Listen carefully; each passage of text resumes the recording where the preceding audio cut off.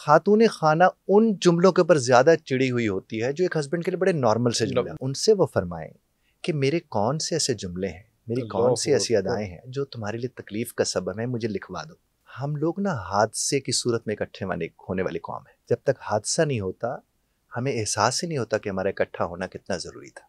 तो अगर मैं अपने आप को होल्ड कर सकता हूँ, मैं किसी को भी होल्ड कर सकता हूँ, लेकिन हम तो होते दूसरे को किस तरह होल्ड कर लें। सास ये 4, 5, 8, 15 जुमले बोलती होती है, तूने इसका असर नहीं लेना और तुम फिर यही करो कि उनके साथ वो रोल प्ले करते रहो, अपने रोल को एंजॉय करना शुरू कर दो।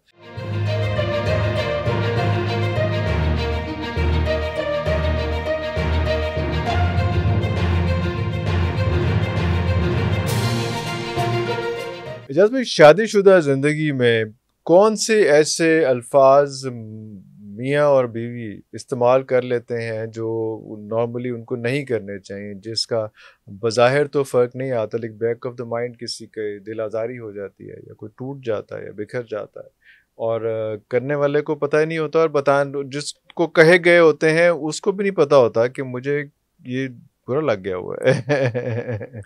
मैंने एक दौर में एक आर्टिकल लिखा था कि लफ्ज़ों से ज्यादा लहजे लहू लहान करते हैं। आय हाय, लफ्ज़ तो आगे की बात है। हाँ, लफ्ज़ इतनी तकलीफ नहीं देते जितना लहजा तकलीफ देता है। और ये मुझे इसका इदराक या एहसास कब हुआ, मैं एक ट्रेनिंग करा रहा था, हेडमास्टर्स थे सारे, तो मैंने उन्हें कहा कि अब आपका आज लास्ट डे है, चूँकि 4 हफ्ते की ट्रेनिंग थी उनकी, तो आप ना जब घर जाएं तो कपड़े वपड़े बेग मात के लिए लेकर जाएगा, कितने अरसे बाद जा रहे हैं वापस और फिर तोहफे से तो मोहब्बत बढ़ती है।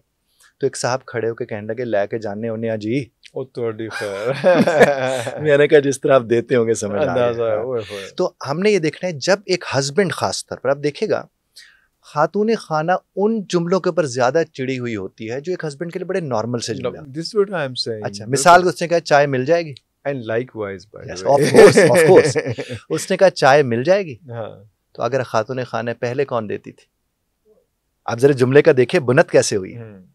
जिस घड़ी उसने कहा चाय मिल जाएगी, हाँ। ये जुमला इंतहाई गैर मुनासिब जुमला है।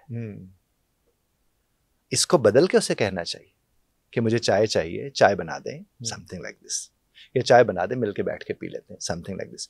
अब उसने कहा कि वो वाली शर्ट मेरी इस्त्री की थी तुमने, अब ये जो की थी तुमने उसने कहा है, हाँ।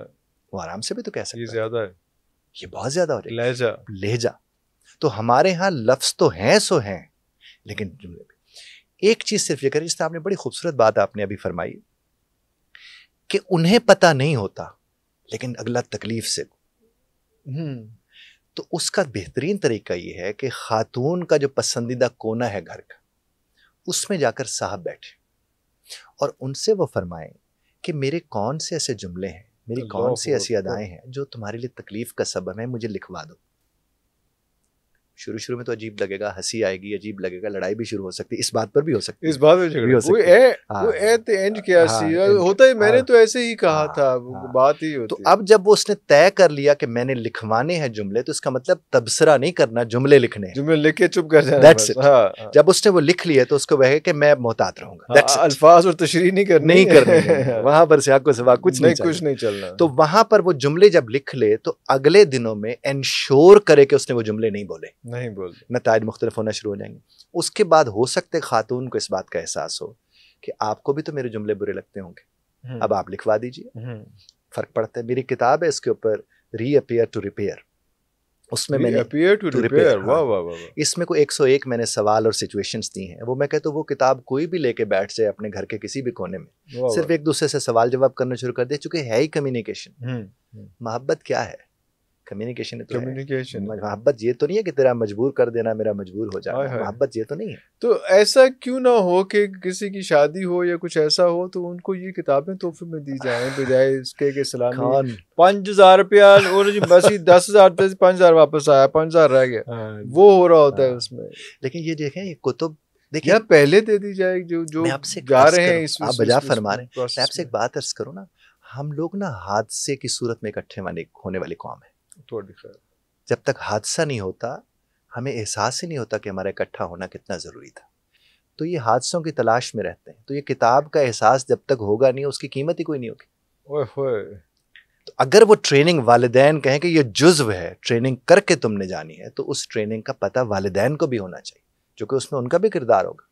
उन्होंने हाँ बिल्कुल वो भी उसमें एक्टर्स हैं। आप देखिए 2.5-3 घंटे के ऊपर लाखों रुपए लगते हैं, लेकिन अगर उन्हें कह दें ट्रेनिंग पे इतने पैसे लगेंगे, अच्छा हम तुझसे सिखाओगे सर, तो सिखाओगे, तो फिर उसके बाद वही होना। जिस तरह से हम लोग ने देखा कि बहुत से लोग इस तरह के थे जो कभी भी नहीं बनी, लेकिन सारी जिंदगियां उन्होंने इकट्ठे गुजार दी।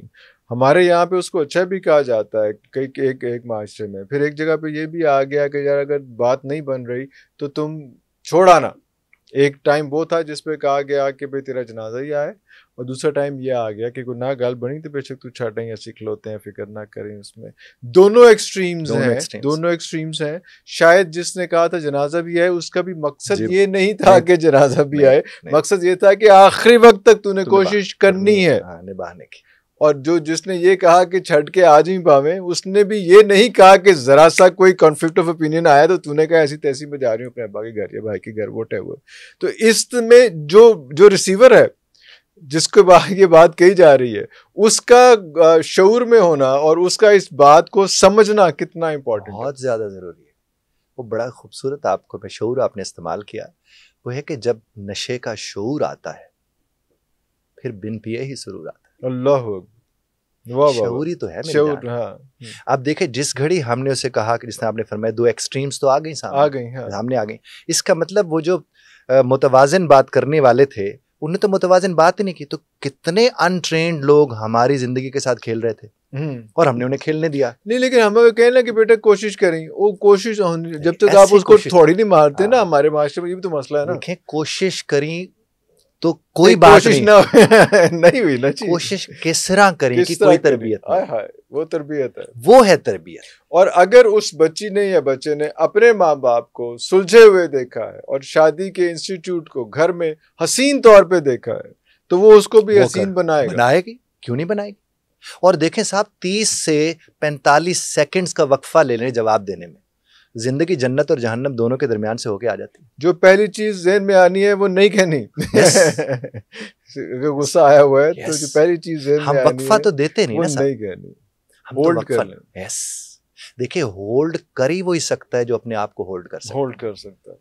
तो अगर मैं अपने आप को होल्ड कर सकता हूँ, मैं किसी को भी होल्ड कर सकता हूँ, लेकिन हम तो होते दूसरे को किस तरह होल्ड कर लें, वो तो वैसे गैर मुनासिब रवैया। तो वो जो हम कहते हैं कि यार मेरे को गल बर्दाश्त नहीं होती, वही तो बर्दाश्त करने वाली गल होती है जी नहीं होती।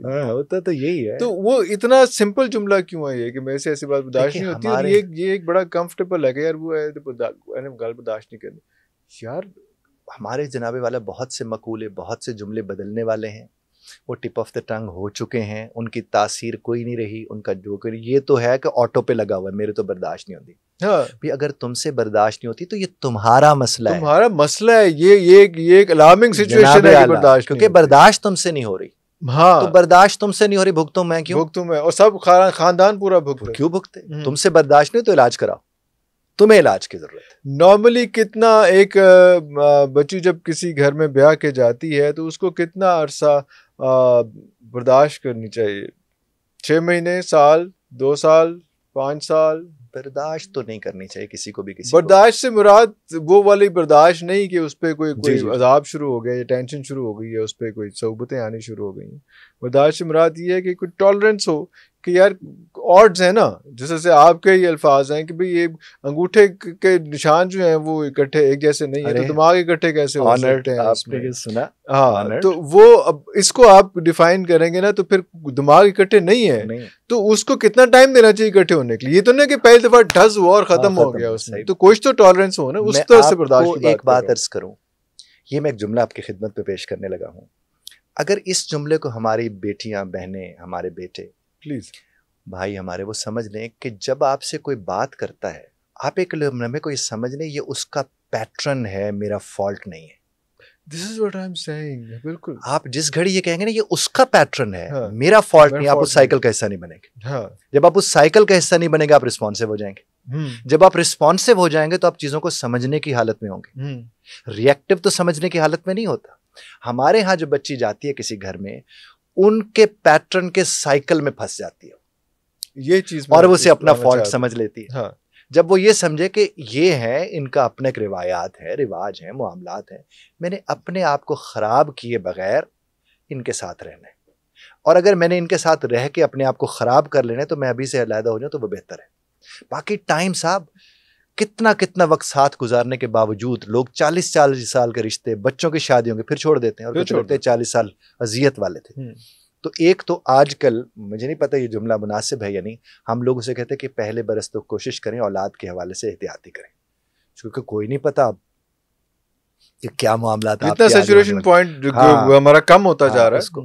और खातीन को खास तौर पर टाइम देने का मतलब ये है कि समझने, अपने आप को टाइम देना है, रिश्तों को टाइम नहीं देना, अपने आप को टाइम देना। जब वो अपने आप को टाइम देंगे उनका एहसान ही किसी पर नहीं होगा। जब उनका एहसान किसी पर नहीं होगा उनकी तवक्कुआत उस नौयत की नहीं होंगी। जब उनकी तवक्कुआत उस नौयत की नहीं होंगी वो तो कहीं उस साइकिल का हिस्सा नहीं बन सकेंगे। प्रॉब्लम कहाँ पर होता है जनाब अली, हम जब ये समझते हैं ना कि मैं बर्दाश्त किसी को किसी के वक्त में भी मैं गलत इस्तेमाल कर लिया, सब्र समझ लें या मैं समझ लें और लफ्ज होना चाहिए किसी के मुताबिक एडजस्ट होने की कोशिश, एडजस्टमेंट टाइम कह लें। एडजस्टमेंट टाइम कह लें। देखिए एडजस्ट जिसने होना है एफर्ट तो उसने डालनी है ना। हाँ। और अगर वो कहते हैं कि वो मेरे मुताबिक एडजस्ट हो तो क्यों हो किसी के मुताबिक भी, दोनों पार्टीज कह रही है ना वो मेरे मुताबिक। तो जिस जो गई है उसने अपने आप को बचाते हुए फिट होना है, ये बड़ी अहम बात है। अगर वो सारा कुछ उनके मुताबिक करने चली गई, कल को वो बैठ के रोएगी कि मैंने सारा कुछ तज दिया इनके आगे और आज मेरे साथ ये ऐसा कर रहे हैं। ऐसा नहीं करना चाहिए। अपने आप को महफूज रखते हुए वो काम करना चाहिए। मैं अक्सर रिश्तेदारों से कहता हूँ कि आप देखें कहीं 2-2.5 घंटे के लिए आपने जाना है, 2-2.5 घंटे के लिए आपने जाना है, आप एक रोल है प्ले करके आए। आप क्यों कहें उसका मुंह सड़ा हुआ था, भाई उसका सड़ा हुआ था, सड़ा हुआ ठीक है। हाँ, बाद में कि तेल ज्यादा सी, बत्ती नहीं जलाई सी, पक्का चला के भी नहीं गए, पानी देर ना लाया सी। What is this? तकलीफ में कौन है? वो मैं हूँ। और हमारी बेटियों को अगर हम ये तरबियत दे दें कि बेटा सास ये 4, 5, 8, 15 जुमले बोलती होती है, तूने इसका असर नहीं लेना। जिस तरह कहते हैं ना राग का असर गजल होती है। सर मैं सब तो पहले मैं कह रहा था ना कि वो सास ने तो उसका अगर वो तो करने शौक है तो वो तो है यार, इस पे लड़ नहीं पड़ना, उनको थोड़ा सा ब्रीदिंग टाइम तो आपने क्या करना है कि वही पैटर्न जो मैंने उसने तो वो करना ही करना है। जब उसने वो करने तो तूने उसका असर नहीं उस तर्ज पर मेरा वो उस जनाबे वाला। और फिर शौहर के साथ अपने उस वक्त को बेहतर गुजारने। अब देखिए सवेरे सारा दिन तूने इंतजार किया शौहर का, जब शौहर आया तो उसे तूने कहा तेरी माँ ने ये कहा, वो डिफेंड करने आ जाएगा। वो कहेगा अच्छा आप भी मेरे साथ नहीं है, जिसकी खातिर मैं सारा दिन इतना कुछ बर्दाश्त करती हूँ, तो तुम उस शौहर को उस मुकाम तक क्यों लाई? शौहर आ गया, you enjoy your life with him and that's it. और उनको या तो वो बदल जाए, वो जिस तरह आपने फरमाया वो तो बदलने को तैयार नहीं है। जब वो बदलने को तैयार नहीं तो तुम तो अपने आप से बदला मत लो और तुम फिर यही करो कि उनके साथ वो रोल प्ले करते रहो, अपने रोल को एंजॉय करना शुरू कर दो। तो ये स्किल सेट देना चाहिए। नहीं तो बच्चियां जो नॉर्मली ये स्किल सेट होता नहीं है उसके नतीजे में वो रिएक्शन देती हैं, रिएक्शन के बाद या सेपरेशन होती है या वो घर से लेकर उसके अलग चले जाते हैं।